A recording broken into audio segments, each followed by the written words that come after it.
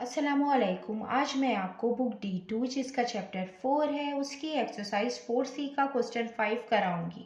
Question 1 to 4 इससे पहली videos में मैं करा चुकी हूँ। ये आपको एक्सरसाइज 4C की प्लेलिस्ट में मिलेंगे।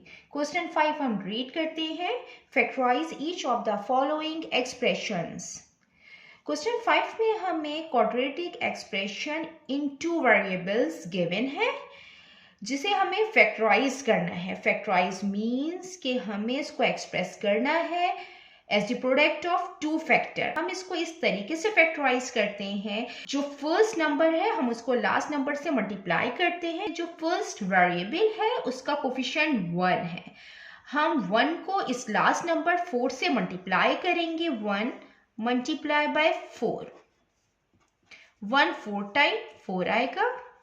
अब हम ऐसे दो नंबर लेंगे जिन्हें हम मल्टीप्लाई करें, तो मल्टीप्लाई करने के बाद 4 आना चाहिए और उन्हीं दो नंबर को जब हम प्लस या माइनस करें तो हमारी ये जो मिडिल टर्म है +3, ये +3 बनना चाहिए।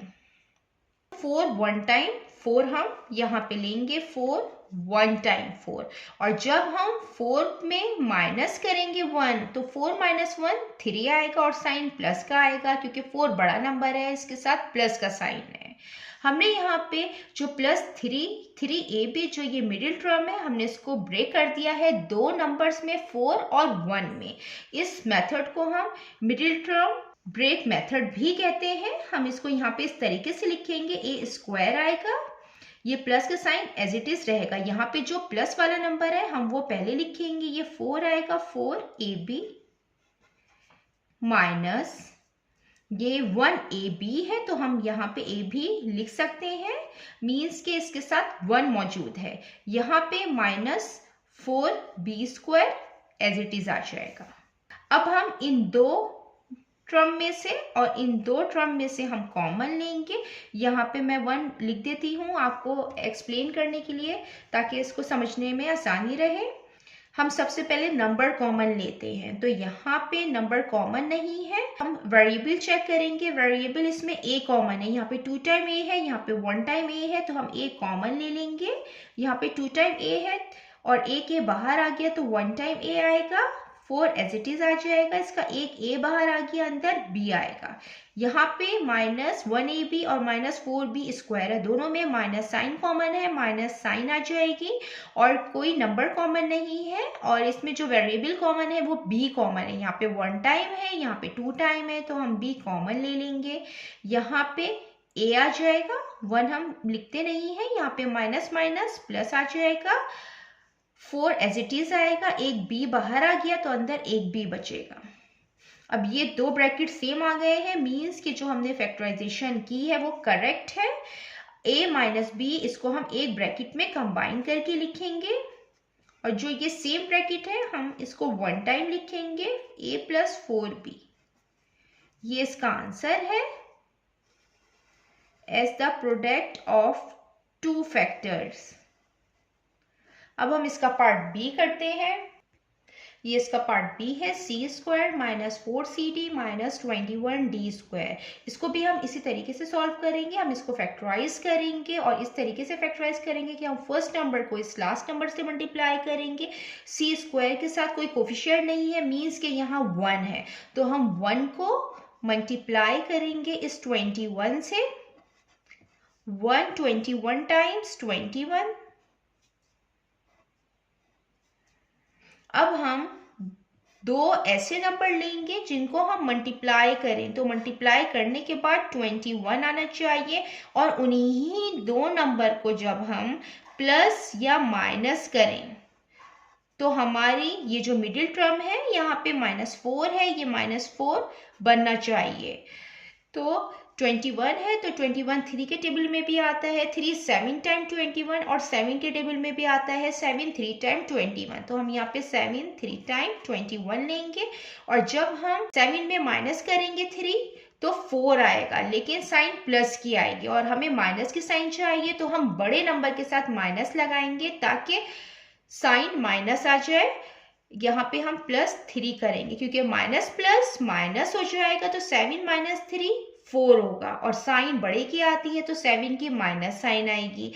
हमने यहाँ पे 4CD ये जो मिडिल टर्म है हमने इसको ब्रेक कर दिया है इन दो नंबर्स में। ये हम यहाँ पे लिखेंगे c² minus sign as it is रहेगी। यहाँ पे हम माइनस वाला नंबर लिखेंगे 7CD। यहाँ पे +3 है तो 3CD माइनस 21D² आएगा। अब हम इन दो टर्म में से कॉमन लेंगे और इन दो में से कॉमन लेंगे। सबसे पहले नंबर कॉमन लेते हैं। यहाँ पे कोई नंबर कॉमन नहीं है। जो वेरिएबल कॉमन है वो c है तो हम c कॉमन ले लेंगे। यहाँ पे 2 टाइम्स c है, 1 टाइम बाहर आ गया, 1 टाइम बचा। यहाँ पे 7 एज इट इज आ जाएगा, c बाहर आ गया तो d आएगा। अब ये प्लस साइन है, यहाँ पे जो नंबर कॉमन है वो 3 है क्योंकि 3 के टेबल में 21 आता है तो हम 3 कॉमन ले लेंगे। और जो वेरिएबल कॉमन है वो d है। यहाँ 1 टाइम है, यहाँ 2 टाइम है तो ये d कॉमन आ जाएगा। अब 3d बाहर आ गया, अंदर c आएगा, प्लस माइनस माइनस हो जाएगा। 3 7 टाइम 21 आ जाएगा और यहाँ पे d² है मीन्स के 2 टाइम d है। 1 टाइम बाहर आ गया, अंदर 1 टाइम बचेगा। इसमें भी दोनों ब्रैकेट सेम आ गए मीन्स की जो फैक्टराइजेशन हमने की है वो करेक्ट है। अब c + 3d को हम कंबाइन करके लिखेंगे c + 3d।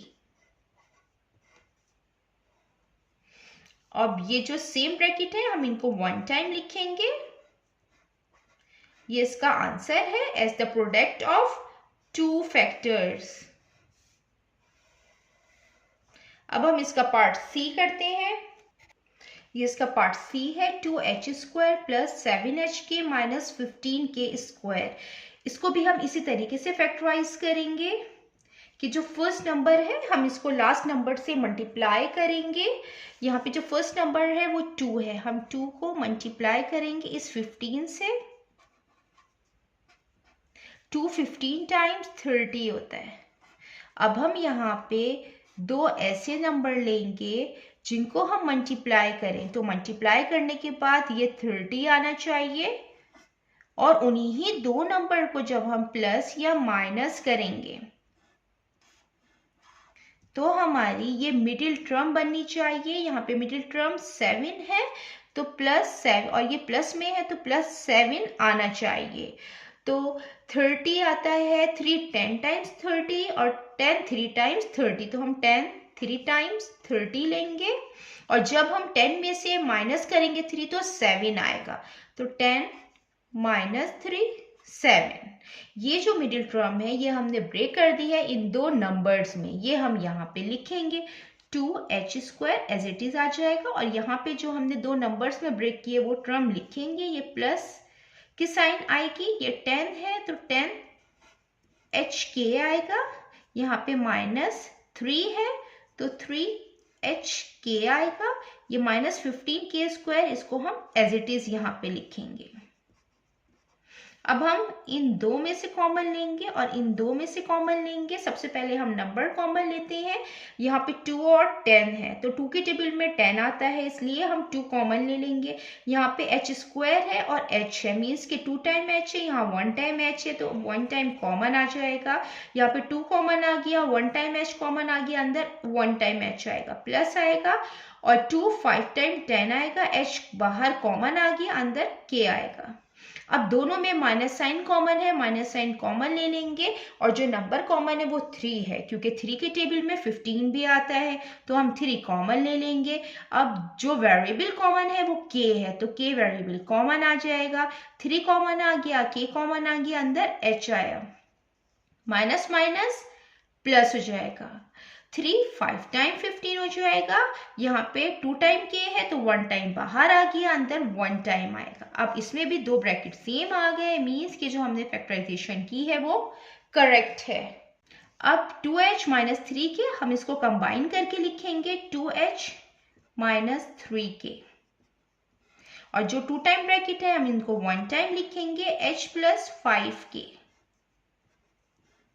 ये इसका आंसर है।